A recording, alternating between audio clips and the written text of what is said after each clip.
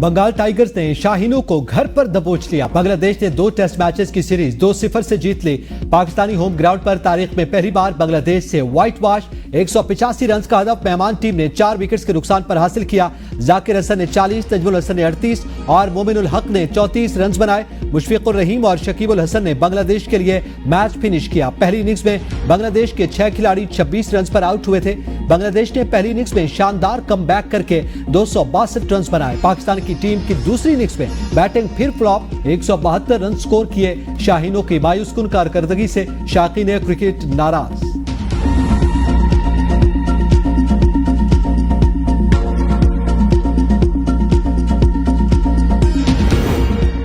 कप्तान तब्दील हुआ मगर कारकर्दगी में कोई तब्दीली न आई। शान मसूद की क़यादत में पाकिस्तान को मुसलसल 5वीं टेस्ट मैच में शिकस्त। पहले टेस्ट मैच में 448 रन पर इनिंग्स डिक्लेयर की। मोहम्मद रिजवान की डबल सेंचुरी भी न होने दी। पार्ट टाइम स्पिनर्स के साथ ही टेस्ट मैच खेलने के लिए मैदान में उतर गए। दूसरे मैच में पहली इनिंग्स में बॉलर्स ने 26 के मजमूई स्कोर पर 6 खिलाड़ियों को पवेलियन भेज दिया। प्लानिंग और स्ट्रेटजी न होने के बायस बांग्लादेश ने 7वें विकेट पर 165 रन की पार्टनरशिप कायम कर दी। बैटिंग में भी कोई हिकमत अमली नजर न आई।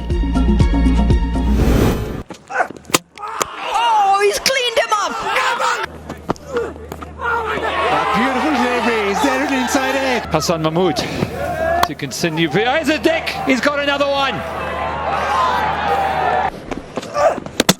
Oh, he's bowled it. To negate that. Oh, he's got it. Oh, he's gone. He's walked right through that.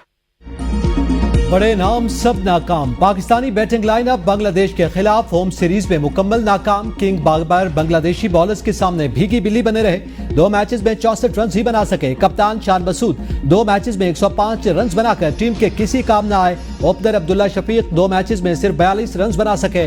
बार बार मौका दिए जाने वाले साइम अयूब ने 2 मैचेस में 135 रन बनाए। सऊद शकील पहले मैच की पहली इनिंग्स में 141 रन बनाने के बाद दीगर खिलाड़ियों जैसी परफॉर्मेंस देने लगे। नायब कप्तान 4 इनिंग्स में 159 रन ही बना पाए। 23.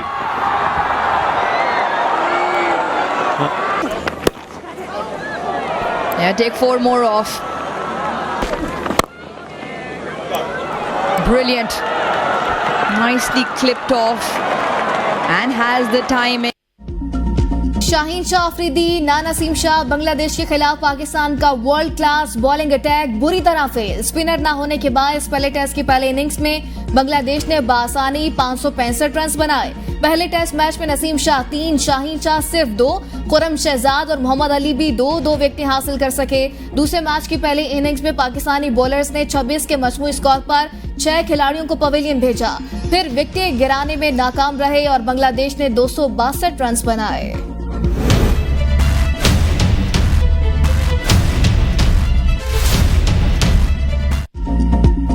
फौज में कड़े एहतसाब का निजाम मौजूद। कोई भी अफसर या फर्द एहतसाबी अमल से बालातर नहीं। Army chief general Syed Asim Munir की ज़ेर सदारत कोर कमांडर्स कॉन्फ्रेंस। ISPR के मुताबिक फोरम के खित्ते की सूरत हाल और कौमी सलामती को दरपेश चैलेंजेस पर briefing. Army chief general Asim Munir ने मजबूत और मौसर कानूनी निजाम की अहमियत को उजागर किया। आर्मी चीफ का कहना था पाक फौज दहशतगर्दों, इंतशार पसंदों और जराइम पेशा माफियाज के खिलाफ काम करती रहेगी। कानूनी कार्रवाई में हुकूमत, इंतजामिया और इदारों को जामे ताउन फराहम किया जाता रहेगा। फौज मुनज़्ज़म इदारा जिसकी हर फर्द की वफादारी रियासत अफवाज पाकिस्तान के साथ है।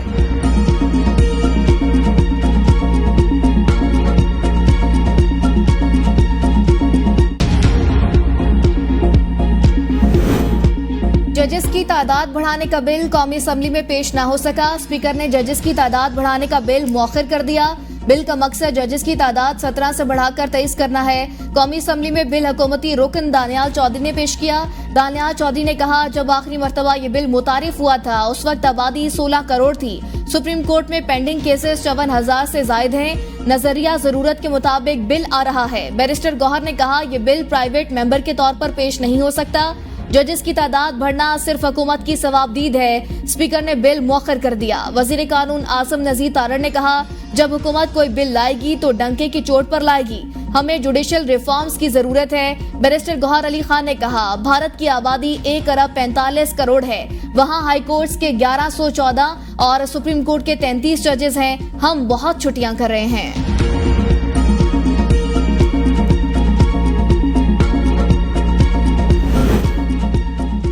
तौहीन अदालत ऑर्डिनेंस 2003 की मनसूखी और तरमीम का बिल कौमी असम्बली में पेश। JUI रुकन नूर आलम के पेश बिल में तौहीन अदालत ऑर्डिनेंस मनसूख करने का मुतालबा। मतन में कहा, इस कानून के तहत कई वज़ीर आज़म को घर भेज दिया जाता है। किसी तकरीर पर या कहीं गुफ्तगू करने पर ये तौहीन तस्वुर करते हैं। वज़ीर कानून आज़म नज़ीर तारड़ ने कहा, दस्तूर में तरमीम की बजाय कवानीन को बेहतर बनाया जाए। चेयरमैन PTI बैरिस्टर गौहर के बिल की मुखालिफत। कहा, तौहीन अदालत का कानून मनसूख हो जाए तो फिर अदालती फैसले पर अमल कैसे होगा। स्पीकर ने कहा, प्राइवेट बिल को यही मुस्तरद करने की रिवायत न डालें, कमेटी में जाने दें। स्पीकर कौमी असम्बली ने बिल मुतालिका कमेटी को भिजवा दिया।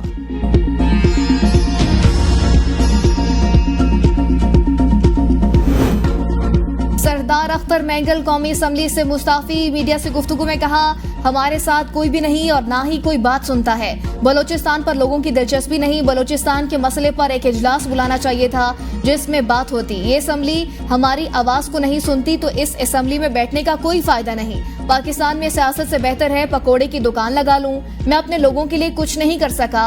हमारे आबाओ अजदाद ने हमें इज्जत से बात करना सिखाया। हमें किसी पर यकीन नहीं रहा। 75 साल से हमें हक हुक्मरानी नहीं दिया गया। मैं रियासत, सदर, वजीर आज़म पर अदम एतमाद का ऐलान करता हूँ। अख्तर मैंगल बलोचिस्तान के हल्के NA 256 खुजदार से रुकने असम्बली मुंतखब हुए थे।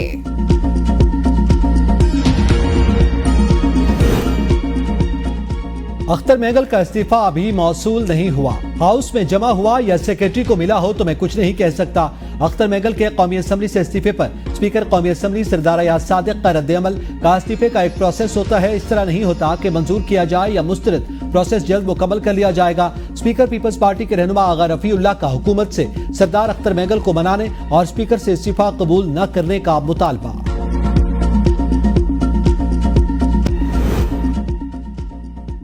आवाम को रिलीफ, IMF को तकलीफ। 14 रुपए फी यूनिट सब्सिडी 30 सितंबर तक खत्म करने का मुतालबा।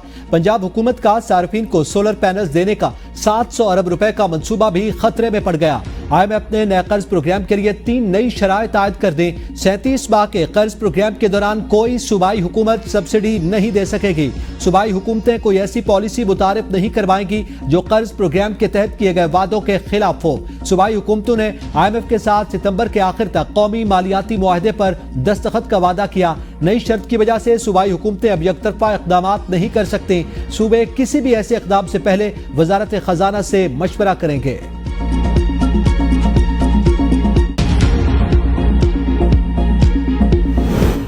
IMF ने बिजली बिलों में रिलीफ पर अभी तक वफाक या पंजाब से कोई राबता नहीं किया। अज़मा बुखारी कहती हैं, IMF ने तहरीरी या ऑफिशियल प्रेस रिलीज भी जारी नहीं की। मीडिया को मुल्क की मामलात से मुतालिक कयासराइयों से गुरेज करना चाहिए।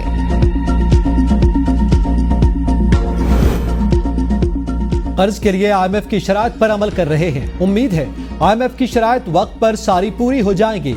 वज़ीर आज़म शहबाज शरीफ का वफाकी काबीना के इजलास से खिताब। कहा, अप्रूवल होगी तो फिर एक नया सफर शुरू होगा। ये IMF का आखिरी प्रोग्राम होना चाहिए। मुल्क अपने पांव पर खड़ा होकर खुद दौड़ेगा। सफर कठिन और मुश्किल जरूर लेकिन नामुमकिन नहीं। पूरा यकीन है अपनी मंजिल तक पहुंचेंगे। अपने अहदाफ पर फोकस रहना होगा। अमली बसीरत पर हमारी कमिटमेंट बातों, पेपर और समरी से ज्यादा होनी चाहिए। रोजगार के मौके पैदा करना हमारी अव्वलीन तरजीह है। हमें स्मगलिंग का भी खात्मा करना है।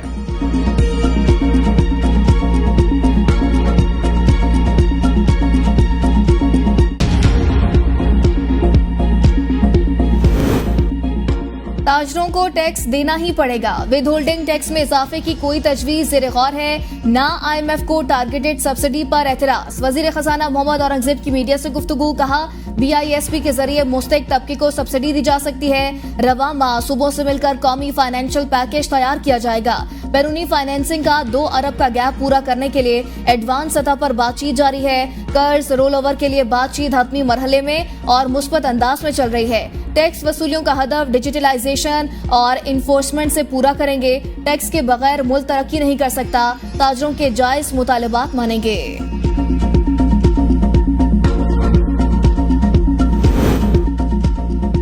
ताजर दोस्त स्कीम पर अमल दरामद के लिए FPR ने ताजर तंजीमों को एक बार फिर बुला लिया। गुज़िश्ता रोज के मुज़ाकरात में FPR ने ताजरों से वैल्यूएशन टेबल पर तजावीज़ मांगी थी। ताजर तंजीमों ने गुज़िश्ता रोज के मुज़ाकरात में वैल्यूएशन टेबल को खत्म करने की तजवीज़ दी थी। चेयरमैन FPR का वैल्यूएशन टेबल खत्म करने से इनकार। ज़राए के मुताबिक FPR हुकाम वैल्यूएशन टेबल में तरमीम के लिए राजी हैं।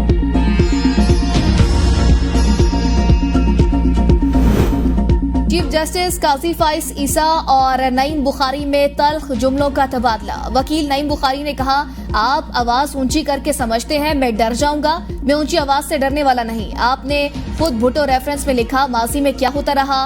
मारगला नेशनल पार्क के कमर्शियल सरगर्मियां खत्म करने का केस सुप्रीम कोर्ट में मुनाल रेस्टोरेंट समेत दीगर की नजरसानी दरख्वास्तों पर समाअत। चीफ जस्टिस काजी फाइज ईसा ने रिमार्क्स दिए, सुप्रीम कोर्ट ने तो तमाम फरीकैन की रजामंदी से फैसला दिया, फिर नजरसानी किस बात की। वकील नईम बुखारी ने कहा, मेरे मौकिल doctor Mohammed Amjad 66% shareholder, जिनको सुना ही नहीं गया। चीफ जस्टिस ने कहा, हमारी पैदाइश से पहले के वाकयात बताकर हम पर उंगली ना उठाएं। जस्टिस जमाल मदोखिल ने कहा, बुखारी साहब हमने अपनी गलतियां मान ली ना। नईम बुखारी ने कहा, मेरे मुल्क में कई बार जिनका इख्तियार नहीं था वो बहुत कुछ करते रहे। 1954 में क्या होता रहा वो भी सबको मालूम है। सख्त लहजा इख्तियार करने पर नईम बुखारी ने अदालत से माफी मांग ली।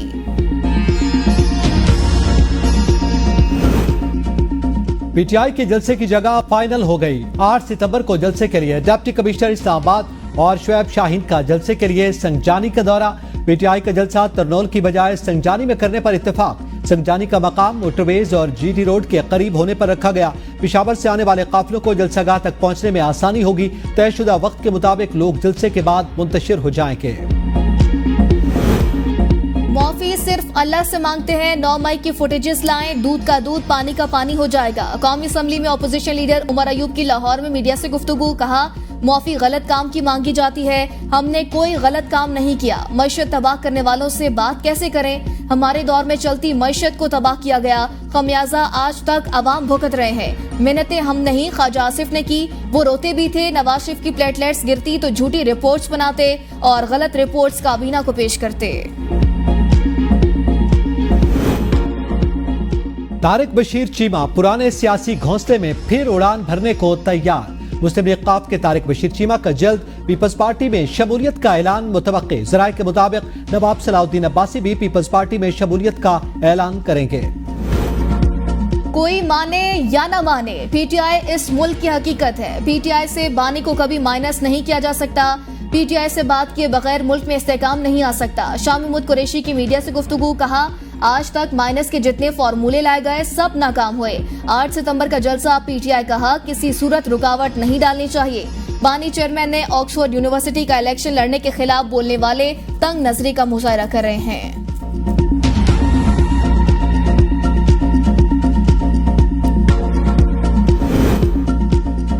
पीटीआई में लीडर कोई नहीं, सब हादसाती तौर पर आए। मैं पीटीआई की नुमाइंदगी कर रहा हूं। साबिक वफाकी वजीर फवाद चौधरी की एबीएन न्यूज से गुफ्तगू। कहा, 70% कोर कमेटी को बानी पीटीआई जानते ही नहीं। पीटीआई की लीडरशिप में सबसे बड़ी खराबी उनमें सियासी सलाहियत ना होना है।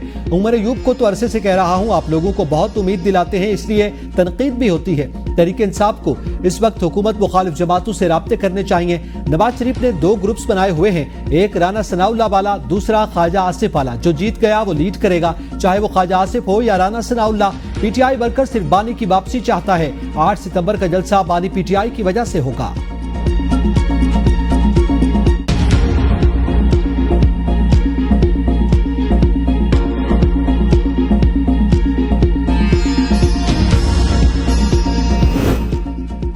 मई मुकदमात में मिलिट्री को ट्रायल के लिए फौजी तहवील में ना दिया जाए। बानी पीटीआई ने इस्लामाबाद हाई कोर्ट में दरख्वास्त दायर कर दी। दरख्वास्त में सेक्रेटरी कानून, सेक्रेटरी दाखिला और विफाक को फरीक बनाया गया। IG Islamabad, IG Punjab, DG FIA भी दरख्वास्त में फरीक।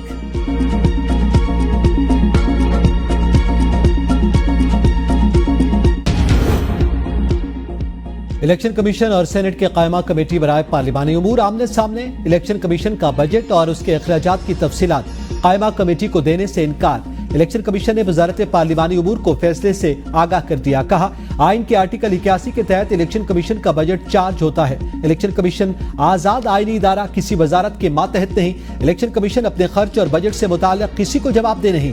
वजारत पार्लिमानी उमूर के जरिए कानून साजी तक महदूद। इलेक्शन कमीशन कमेटी के दायरा कार में नहीं आ सकता। सेनेट कायमा कमेटी पार्लिमानी उमूर ने इलेक्शन कमीशन बजट, फंड और अखराजात की तफसीलात तलब की थी।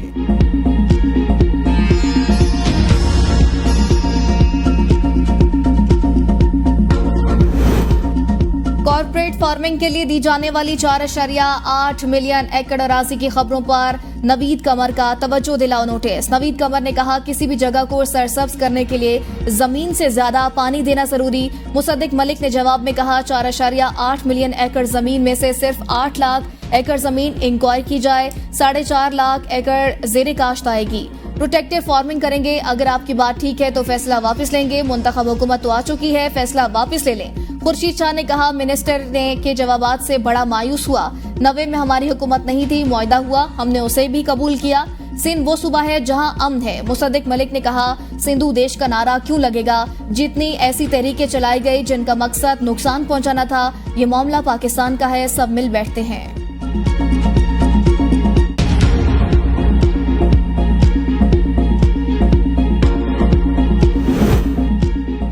दीवानी मुलाजमीन तरमीमी बिल कौमी असम्बली में पेश। नूर आलम खान ने कहा दोहरी शरीयत वाले अफसरान हमारे टैक्स से मिरात लेते हैं, फिर ये दूसरे मुल्क का हल्फ लेते हैं, उनको उस ओहदे पर नहीं बैठना चाहिए। वज़ीर कानून आज़म नज़ीर तारड़ ने कहा फौज, पार्लियामेंट और कुछ इदारों में दोहरी शहरियत नहीं है। आगा रफीउल्लाह ने कहा यह बिल ऐवान से पास करवाया गया था, फिर साजिश के तहत आगे नहीं जाने दिया गया। यह बिल बहुत जरूरी है। स्पीकर ने बिल मुतालिका कायमा कमेटी के सुपुर्द कर दिया। ओवरसीज की नशिस्तों पर नूर आलम खान ने तरमीमी बिल 2024 भी कौमी असम्बली में पेश कर दिया। कहा ओवरसीज पाकिस्तानियों की आवाज यहाँ नहीं उठाई जाती। ओवरसीज पाकिस्तानियों को सेनेट और कौमी असम्बली में मखसूस नशिस्तें मिलनी चाहिए। बिल मुतालिका कायमा कमेटी के सुपुर्द।